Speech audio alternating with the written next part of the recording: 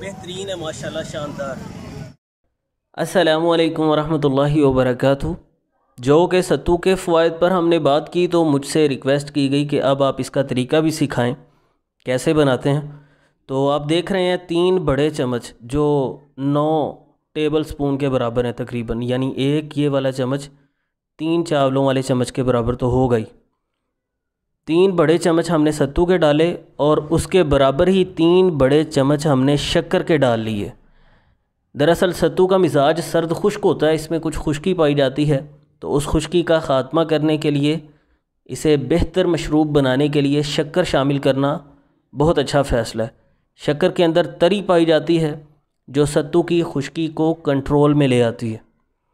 अब इसमें 2 बड़े मग पानी के भर के शामिल कर दिए जाएंगे और फिर हमने इसे अच्छे से मिक्सअप कर लेना है। ये सत्तू मौसम गर्मा का शानदार और जानदार मशरूब है। आर्टिफिशियल मशरूबात जो हमारी सेहत का नुकसान करते हैं उनसे कई गुना सस्ता पड़ता है और एनर्जेटिक है, जिस्म को तवानाई बख्शता है। इसमें मुख्तलिफ़ मिनरल्स और विटामिन्स पाए जाते हैं जो हमारी सेहत के लिए बहुत ज़रूरी हैं। गर्मी और प्यास को तस्कीन देता है। इसमें मौजूद फ़ाइबर हमारे निज़ाम इंहिज़ाम की इस्लाह करता है। इसमें मौजूद मुफीद एंटीऑक्सीडेंट्स बदन से फ्री रेडिकल्स का ख़ात्मा करते हैं। इसमें आयरन और कॉपर के कंपाउंड्स पाए जाते हैं जो हमारे खून की पैदाइश को बढ़ाते हैं। अनीमिया की शिकायत दूर होती है।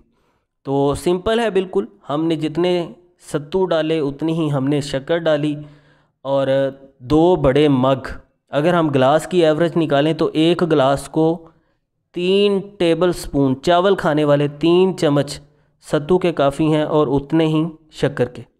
तो ये आप देखिए बेहतरीन हमारे सत्तू बन के तैयार हो गए हैं।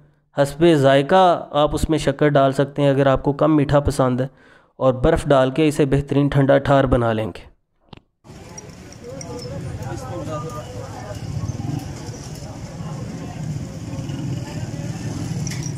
बेहतरीन है माशाल्लाह, शानदार।